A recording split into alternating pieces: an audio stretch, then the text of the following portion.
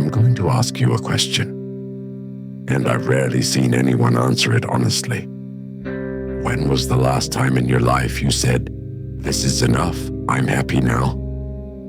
If you can't remember, that's normal, because your brain was designed to never let you say that. This isn't a bug, this is a feature. And today, I'm going to show you exactly how this design works. In 17 minutes, everything will make sense. If this video makes you think, don't forget to subscribe, because real freedom comes with knowledge. Stop and think for a moment. When was the last time you wanted something really badly? Maybe a new phone, maybe a promotion, maybe just someone to text you back.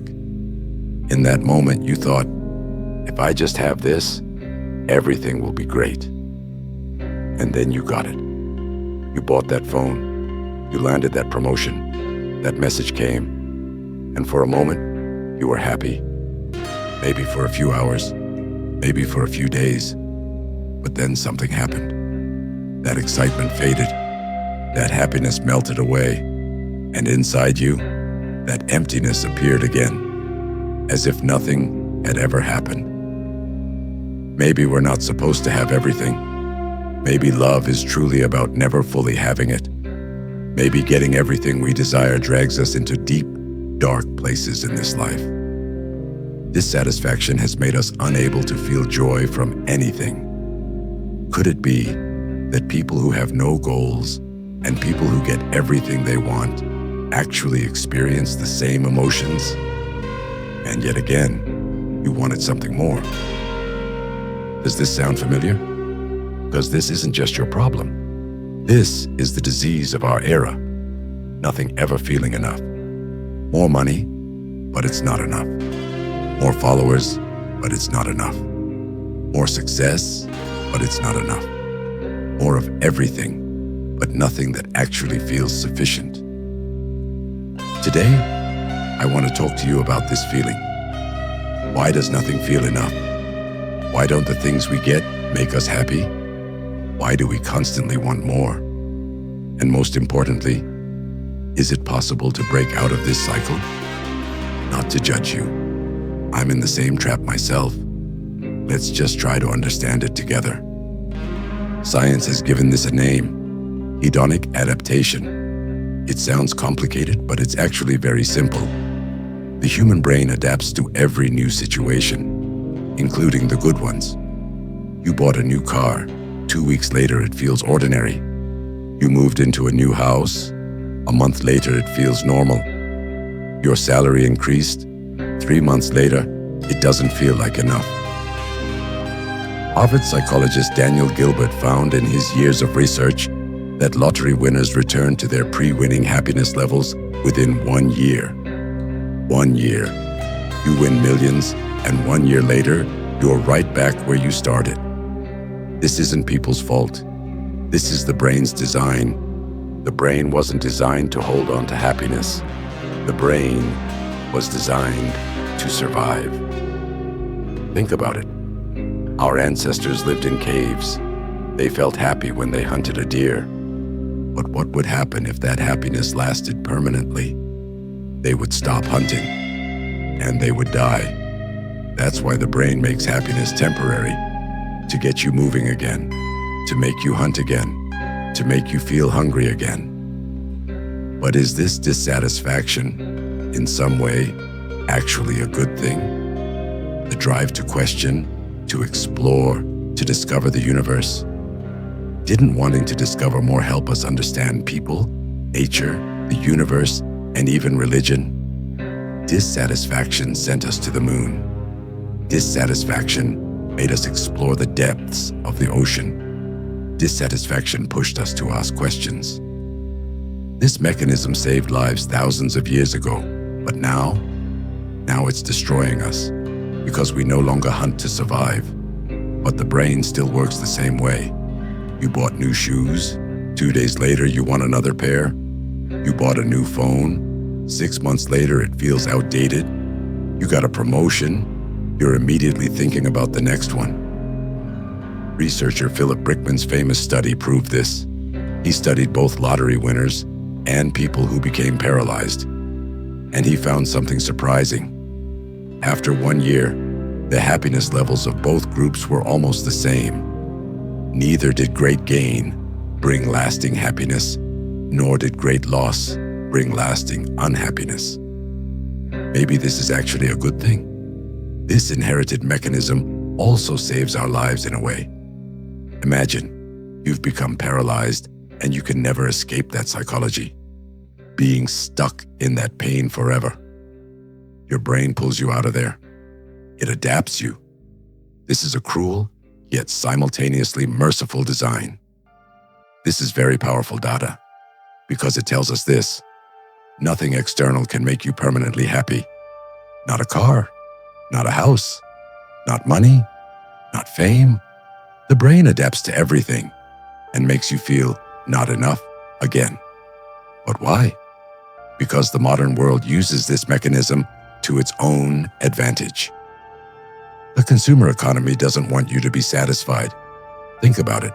If you bought a phone and stayed happy with it for 10 years, phone companies would go bankrupt.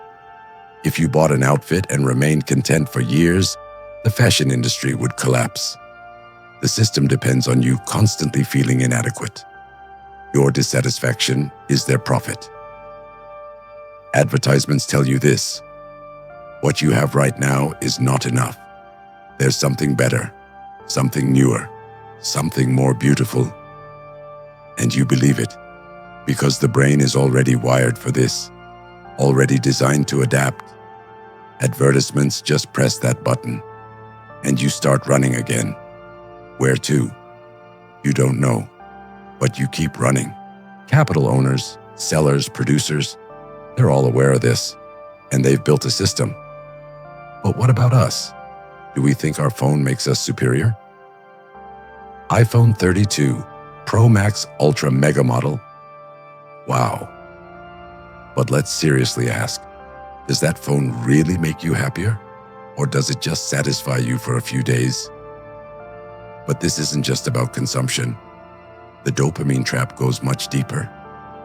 Neuroscientist Anna Lemke explains it like this: there is a balance mechanism in our brain.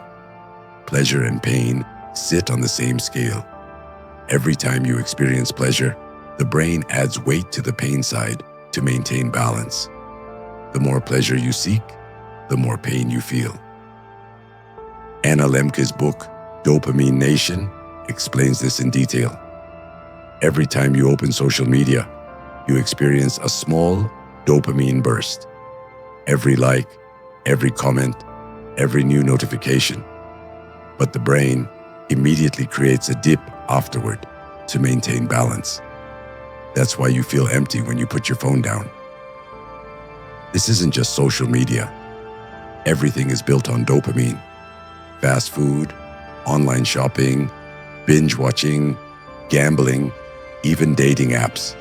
They all press the same button. They all give you quick pleasure. And they all leave a void afterward. And you go back to the beginning to fill that void. This is a cycle. And breaking out of this cycle gets harder every day. But the story doesn't end here.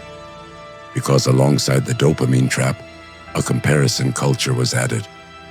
And when these two combined, a monster emerged. The human brain naturally makes comparisons. This is normal. Our ancestors compared too. But there was a difference. Our ancestors only compared themselves to the 50 people in their village. Now you compare yourself to billions of people. You see someone's Bali vacation on Instagram. You see someone's promotion announcement on LinkedIn. You see someone's perfect relationship on TikTok. And all of it at the same time. Every day, every hour, every minute. By the way, I want to say this from my own experience. I've lived through all those relationships and activities that people look at on social media and say, wow. Either they're not as impressive and beautiful as they appear, or they don't create the same pleasure for everyone. That's exactly why the definition of happiness should be different for each person. Maybe instead of a vacation in the Maldives, having a barbecue party before a football match with friends, while the wives get together and chat, brings more joy, then maybe that's the best Maldives vacation for you. Of course, this is just my personal opinion, but the point is this: happiness is not a prescription. Happiness is a personal discovery. Psychologist Leon Festinger's social comparison theory predicted this years ago. Humans look at others to evaluate themselves. This is natural. But as the comparison pool grows, so does dissatisfaction. Because there's always someone better than you. Always. No matter how successful you are, on the other side of the screen, there's someone more successful. At one point in my life, this even damaged my choice of partner. On social media, there were always more beautiful women. You'd meet someone, spend time with them, get used to the situation, then your eyes would drift to someone else. This cycle seemed never-ending. Then I had a moment of awareness. I was 24, last year, not that long ago.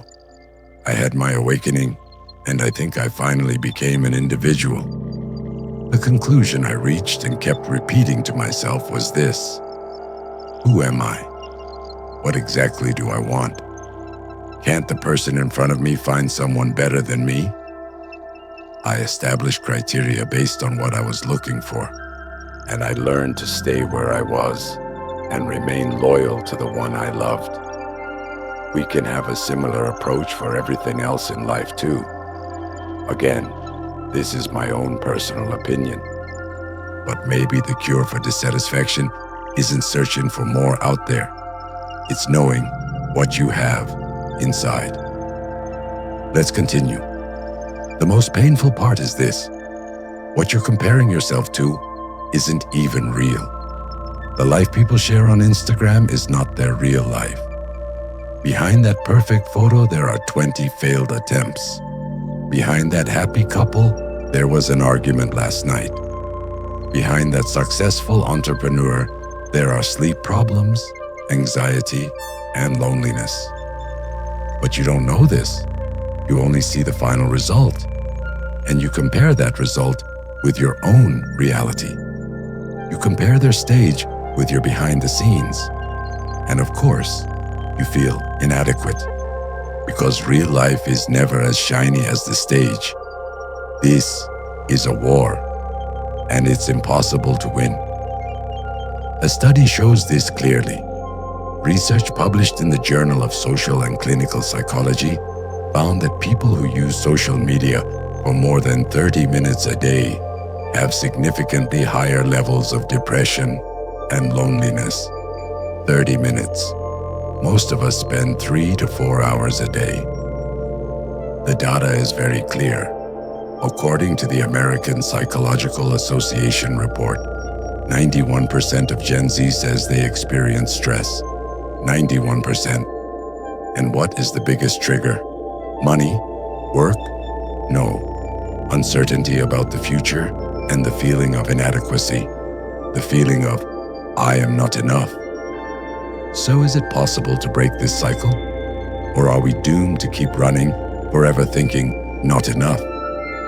Here we need to make a very important distinction: the difference between pleasure and meaning. Pleasure is temporary, meaning is lasting, and most of us confuse the two. Viktor Frankl was a psychiatrist who survived the Holocaust concentration camps. He lived through the most horrific conditions in the world.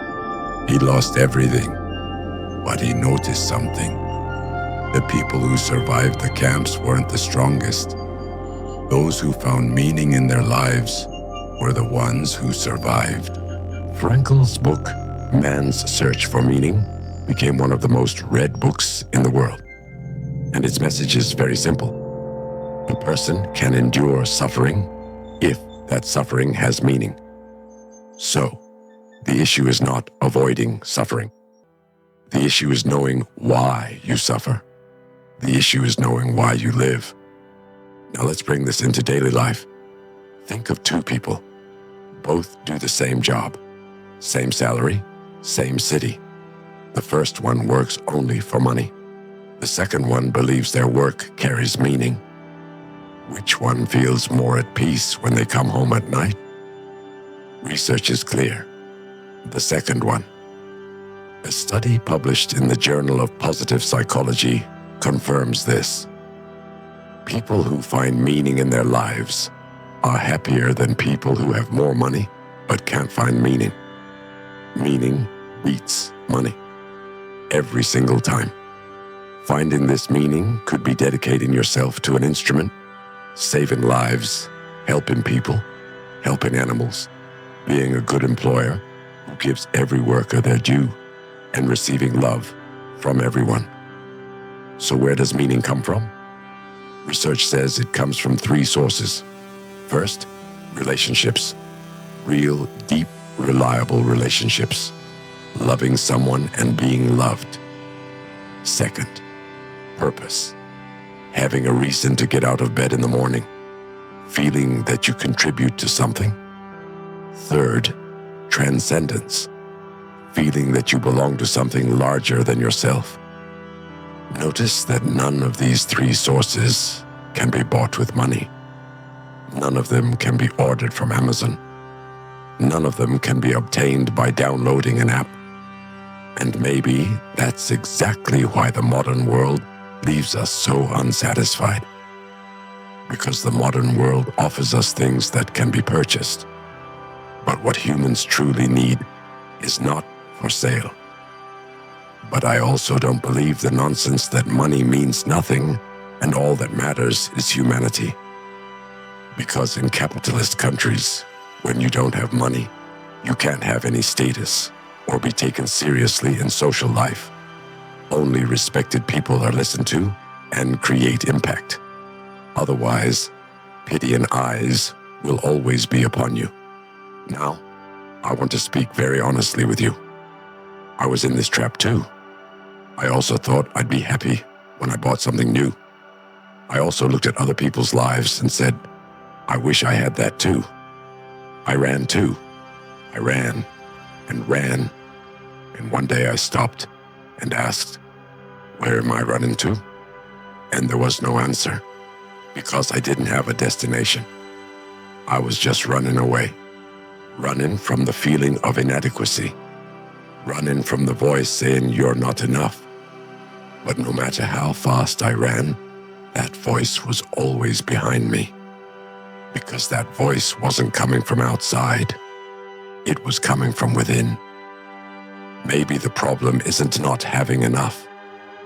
Maybe the problem is not appreciating what we already have. Maybe the problem is missing today while constantly looking at tomorrow. There's a Japanese concept, Ikigai. It means reason for being. The Japanese are among the longest living people in the world. And they say, the secret isn't money or technology. The secret is having a reason to get up every morning. Ikigai is not a luxury car, not a big house, not millions of followers. Ikigai is sometimes tending a garden, sometimes cooking for a grandchild, sometimes teaching something to a student. Simple things, but meaningful things. And these meaningful things satisfy a person, truly satisfy them, not temporarily, but permanently. So science speaks very clearly. More stuff, more money, more followers won't make you happy. Because the brain adapts. Because comparison never ends. Because pleasure is temporary. But meaning is lasting. Truly loving someone is lasting. Serving a purpose is lasting. Belonging to something greater than yourself is lasting. So what do we do now? I'll tell you 3 things. First, stop. Stop running. Every day, sit for 5 minutes and ask, what am I truly grateful for today? Look at what you have, not at what you don't. Second, reduce comparison. Consciously reduce the time you spend on social media. don't have to follow everyone. You don't have to catch every trend. The less you look at other people's stage, the more you focus on your own reality. Third, choose meaning. Instead of chasing pleasure, pursue meaning. Help someone, teach something, create something, invest in a relationship. These aren't things to share on Instagram, but these are the things that will let you sleep peacefully at night. And maybe the most important thing is to accept this. Being enough is not a goal. Being enough is a decision. Saying I am enough is not a show of strength. It's a peace treaty. A peace treaty you make with yourself. In every moment the world tells you more, being able to say, this is enough. Is this easy? No. It's a choice you have to make again every day. A sentence you have to say again every day. But you know what? The most valuable things are not easy. Relationships are not easy. Family is not easy. Meaning is not easy. But they're all worth it. Think of a farmer. He plants a seed, waters it, waits for days, weeks, months. He doesn't see results immediately, but he trusts. He trusts the soil. He trusts the process. And one day, that seed sprouts. Meaning is the same. It doesn't give immediate results. But when it does, it gives a satisfaction deeper than any dopamine burst could ever provide. Now, I'm not going to ask you a question. I want you to ask yourself, where are you running? And when you get there, what will you find? If the answer is, I don't know, maybe it's time to stop and think. Maybe instead of searching for more, it's time to look into what we already have. Because maybe enough isn't out there. Maybe enough is right here, right now, in this breath, in this moment. And maybe being enough isn't about having things. Maybe being enough is making peace with what you have. And then, from within that peace, walking toward what truly matters. Slowly, but with determination. One last thing. Nothing ever feeling enough is not a curse. It's a signal. A signal from your brain saying you're looking in the wrong place. Maybe the answer isn't more. Maybe the answer is deeper. And when you find the courage to go to that depth, maybe that feeling of enough will finally come. Not by buying, but by living. The answer is with you.